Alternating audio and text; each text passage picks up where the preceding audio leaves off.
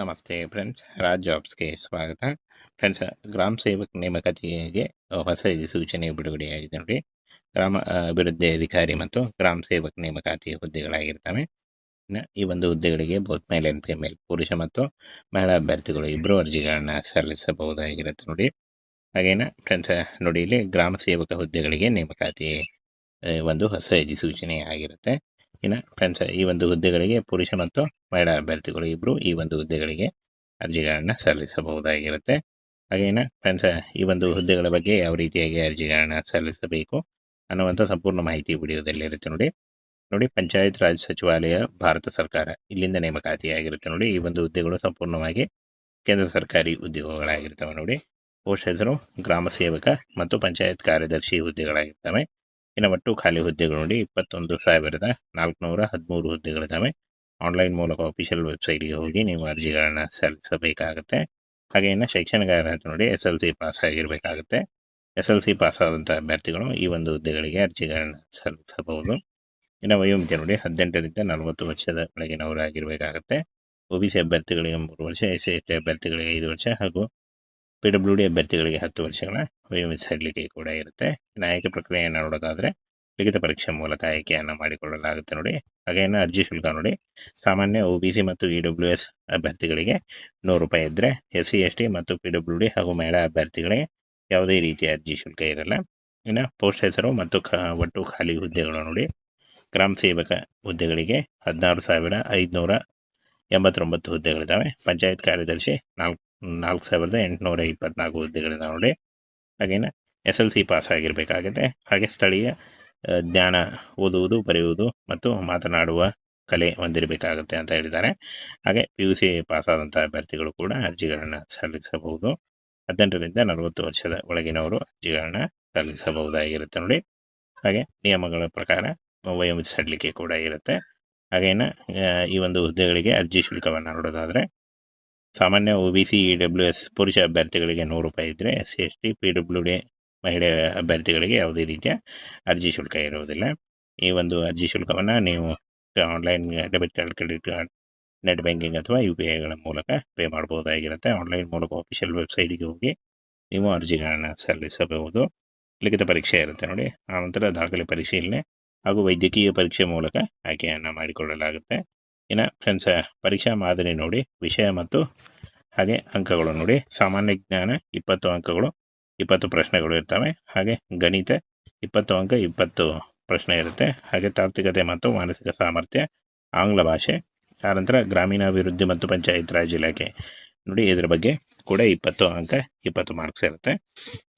ಇನ್ನು ಟೋಟಲಾಗಿ 100 ಅಂಕಗಳು ಹಾಗೂ 100 ಗುರುತುಗಳು ಮತ್ತು ಪ್ರಶ್ನೆಗಳು ಇರ್ತವೆ ನೋಡಿ. ಫ್ರೆಂಡ್ಸ್, ಗ್ರಾಮ ಸೇವಕ್ ನೇಮಕಾತಿಗೆ ಹೊಸ ಸೂಚನೆ ಬಿಡುಗಡೆಯಾಗಿದೆ ನೋಡಿ. ಗ್ರಾಮ ಅಭಿವೃದ್ಧಿ ಅಧಿಕಾರಿ ಮತ್ತು ಗ್ರಾಮ ಸೇವಕ್ ನೇಮಕಾತಿ ಹುದ್ದೆಗಳಾಗಿರ್ತವೆ. ಈ ಒಂದು ಹುದ್ದೆಗಳಿಗೆ ಬೋತ್ ಮೇಲ್ ಆ್ಯಂಡ್ ಫಿಮೇಲ್, ಪುರುಷ ಮತ್ತು ಮಹಿಳಾ ಅಭ್ಯರ್ಥಿಗಳು ಇಬ್ಬರು ಅರ್ಜಿಗಳನ್ನು ಸಲ್ಲಿಸಬಹುದಾಗಿರುತ್ತೆ ನೋಡಿ. ಹಾಗೇನ ಫ್ರೆಂಡ್ಸ್ ನೋಡಿ, ಇಲ್ಲಿ ಗ್ರಾಮ ಸೇವಕ ಹುದ್ದೆಗಳಿಗೆ ನೇಮಕಾತಿ ಒಂದು ಹೊಸ ಸೂಚನೆ ಆಗಿರುತ್ತೆ. ಇನ್ನು ಫ್ರೆಂಡ್ಸ್, ಈ ಒಂದು ಹುದ್ದೆಗಳಿಗೆ ಪುರುಷ ಮತ್ತು ಮಹಿಳಾ ಅಭ್ಯರ್ಥಿಗಳು ಇಬ್ಬರು ಈ ಒಂದು ಹುದ್ದೆಗಳಿಗೆ ಅರ್ಜಿಗಳನ್ನು ಸಲ್ಲಿಸಬಹುದಾಗಿರುತ್ತೆ. ಹಾಗೇನ ಫ್ರೆಂಡ್ಸ್, ಈ ಒಂದು ಹುದ್ದೆಗಳ ಬಗ್ಗೆ ಯಾವ ರೀತಿಯಾಗಿ ಅರ್ಜಿಗಳನ್ನು ಸಲ್ಲಿಸಬೇಕು ಅನ್ನುವಂಥ ಸಂಪೂರ್ಣ ಮಾಹಿತಿ ವಿಡಿಯೋದಲ್ಲಿರುತ್ತೆ ನೋಡಿ. ಪಂಚಾಯತ್ ರಾಜ್ ಸಚಿವಾಲಯ, ಭಾರತ ಸರ್ಕಾರ, ಇಲ್ಲಿಂದ ನೇಮಕಾತಿಯಾಗಿರುತ್ತೆ ನೋಡಿ. ಈ ಒಂದು ಹುದ್ದೆಗಳು ಸಂಪೂರ್ಣವಾಗಿ ಕೇಂದ್ರ ಸರ್ಕಾರಿ ಉದ್ಯೋಗಗಳಾಗಿರ್ತವೆ ನೋಡಿ. ಪೋಸ್ಟ್ ಹೆಸರು ಗ್ರಾಮ ಸೇವಕ ಮತ್ತು ಪಂಚಾಯತ್ ಕಾರ್ಯದರ್ಶಿ ಹುದ್ದೆಗಳಾಗಿರ್ತವೆ. ಇನ್ನು ಒಟ್ಟು ಖಾಲಿ ಹುದ್ದೆಗಳು ನೋಡಿ 21,413 ಹುದ್ದೆಗಳಿದ್ದಾವೆ. ಆನ್ಲೈನ್ ಮೂಲಕ ಅಫಿಷಿಯಲ್ ವೆಬ್ಸೈಟ್ಗೆ ಹೋಗಿ ನೀವು ಅರ್ಜಿಗಳನ್ನು ಸಲ್ಲಿಸಬೇಕಾಗುತ್ತೆ. ಹಾಗೆ ಇನ್ನು ಶೈಕ್ಷಣಿಕ ಅರ್ಹತೆ ನೋಡಿ SLC ಪಾಸ್ ಆಗಿರಬೇಕಾಗುತ್ತೆ. SLC ಪಾಸ್ ಆದಂಥ ಅಭ್ಯರ್ಥಿಗಳು ಈ ಒಂದು ಹುದ್ದೆಗಳಿಗೆ ಅರ್ಜಿಗಳನ್ನು ಸಲ್ಲಿಸಬಹುದು. ಇನ್ನು ವಯೋಮಿತಿ ನೋಡಿ 18ರಿಂದ 40 ವರ್ಷದ ಒಳಗಿನವರಾಗಿರಬೇಕಾಗುತ್ತೆ. OBC ಅಭ್ಯರ್ಥಿಗಳಿಗೆ 3 ವರ್ಷ, SC/ST ಅಭ್ಯರ್ಥಿಗಳಿಗೆ 5 ವರ್ಷ ಹಾಗೂ PWD ಅಭ್ಯರ್ಥಿಗಳಿಗೆ 10 ವರ್ಷಗಳ ವಯೋಮಿತಿ ಸಡಿಲಿಕೆ ಕೂಡ ಇರುತ್ತೆ. ಇನ್ನು ಆಯ್ಕೆ ಪ್ರಕ್ರಿಯೆಯನ್ನು ನೋಡೋದಾದರೆ ಲಿಖಿತ ಪರೀಕ್ಷೆ ಮೂಲಕ ಆಯ್ಕೆಯನ್ನು ಮಾಡಿಕೊಳ್ಳಲಾಗುತ್ತೆ ನೋಡಿ. ಹಾಗೇನು ಅರ್ಜಿ ಶುಲ್ಕ ನೋಡಿ, ಸಾಮಾನ್ಯ OBC ಮತ್ತು EWS ಅಭ್ಯರ್ಥಿಗಳಿಗೆ 100 ರೂಪಾಯಿ ಇದ್ದರೆ, SC/ST ಮತ್ತು PWD ಹಾಗೂ ಮಹಿಳಾ ಅಭ್ಯರ್ಥಿಗಳಿಗೆ ಯಾವುದೇ ರೀತಿಯ ಅರ್ಜಿ ಶುಲ್ಕ ಇರಲ್ಲ. ಇನ್ನು ಪೋಸ್ಟ್ ಹೆಸರು ಮತ್ತು ಒಟ್ಟು ಖಾಲಿ ಹುದ್ದೆಗಳು ನೋಡಿ, ಗ್ರಾಮ ಸೇವಕ ಹುದ್ದೆಗಳಿಗೆ 16,589 ಹುದ್ದೆಗಳಿದ್ದಾವೆ. ಪಂಚಾಯತ್ ಕಾರ್ಯದರ್ಶಿ 4824 ಹುದ್ದೆಗಳಿದಾವೆ ನೋಡಿ. ಹಾಗೇನ SLC ಪಾಸ್ ಆಗಿರಬೇಕಾಗುತ್ತೆ. ಹಾಗೆ ಸ್ಥಳೀಯ ಜ್ಞಾನ, ಓದುವುದು, ಬರೆಯುವುದು ಮತ್ತು ಮಾತನಾಡುವ ಕಲೆ ಹೊಂದಿರಬೇಕಾಗುತ್ತೆ ಅಂತ ಹೇಳಿದ್ದಾರೆ. ಹಾಗೆ PUC ಪಾಸಾದಂಥ ಅಭ್ಯರ್ಥಿಗಳು ಕೂಡ ಅರ್ಜಿಗಳನ್ನು ಸಲ್ಲಿಸಬಹುದು. 18ರಿಂದ 40 ವರ್ಷದ ಒಳಗಿನವರು ಅರ್ಜಿಗಳನ್ನ ಸಲ್ಲಿಸಬಹುದಾಗಿರುತ್ತೆ ನೋಡಿ. ಹಾಗೆ ನಿಯಮಗಳ ಪ್ರಕಾರ ವಯೋಮಿತಿ ಸಡಿಲಿಕೆ ಕೂಡ ಇರುತ್ತೆ. ಹಾಗೇನ ಈ ಒಂದು ಹುದ್ದೆಗಳಿಗೆ ಅರ್ಜಿ ಶುಲ್ಕವನ್ನು ನೋಡೋದಾದರೆ, ಸಾಮಾನ್ಯ OBC EWS ಪುರುಷ ಅಭ್ಯರ್ಥಿಗಳಿಗೆ 100 ರೂಪಾಯಿ ಇದ್ದರೆ, SC/ST PWD ಮಹಿಳೆ ಅಭ್ಯರ್ಥಿಗಳಿಗೆ ಯಾವುದೇ ರೀತಿಯ ಅರ್ಜಿ ಶುಲ್ಕ ಇರುವುದಿಲ್ಲ. ಈ ಒಂದು ಅರ್ಜಿ ಶುಲ್ಕವನ್ನು ನೀವು online debit card, credit card, net banking ಅಥವಾ UPIಗಳ ಮೂಲಕ ಪೇ ಮಾಡ್ಬೋದಾಗಿರುತ್ತೆ. ಆನ್ಲೈನ್ ಮೂಲಕ ಆಫಿಷಿಯಲ್ ವೆಬ್ಸೈಟ್ಗೆ ಹೋಗಿ ನೀವು ಅರ್ಜಿಗಳನ್ನು ಸಲ್ಲಿಸಬಹುದು. ಲಿಖಿತ ಪರೀಕ್ಷೆ ಇರುತ್ತೆ ನೋಡಿ.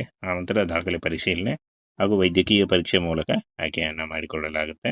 ಇನ್ನು ಫ್ರೆಂಡ್ಸ್, ಪರೀಕ್ಷಾ ಮಾದರಿ ನೋಡಿ, ವಿಷಯ ಮತ್ತು ಹಾಗೆ ಅಂಕಗಳು ನೋಡಿ. ಸಾಮಾನ್ಯ ಜ್ಞಾನ 20 ಅಂಕಗಳು, 20 ಪ್ರಶ್ನೆಗಳು ಇರ್ತವೆ. ಹಾಗೆ ಗಣಿತ 20 ಅಂಕ, 20 ಪ್ರಶ್ನೆ ಇರುತ್ತೆ. ಹಾಗೆ ತಾರ್ಕಿಕತೆ ಮತ್ತು ಮಾನಸಿಕ ಸಾಮರ್ಥ್ಯ, ಆಂಗ್ಲ ಭಾಷೆ, ಆನಂತರ ಗ್ರಾಮೀಣಾಭಿವೃದ್ಧಿ ಮತ್ತು ಪಂಚಾಯತ್ ರಾಜ್ ಇಲಾಖೆ ನೋಡಿ, ಇದ್ರ ಬಗ್ಗೆ ಕೂಡ 20 ಅಂಕ, 20 ಮಾರ್ಕ್ಸ್ ಇರುತ್ತೆ. ಇನ್ನು ಟೋಟಲಾಗಿ 100 ಅಂಕಗಳು ಹಾಗೂ 100 ಗುರುತುಗಳು ಮತ್ತು ಪ್ರಶ್ನೆಗಳು ಇರ್ತವೆ ನೋಡಿ.